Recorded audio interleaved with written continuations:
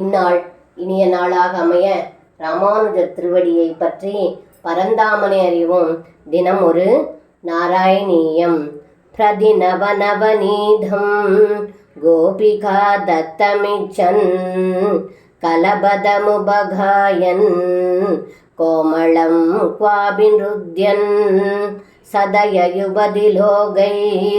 அர்பிதம் சர்பிரஸ்னன் வச்சன நவ விபக்வம் துக்தமப்யாபிபஸ்துவம்.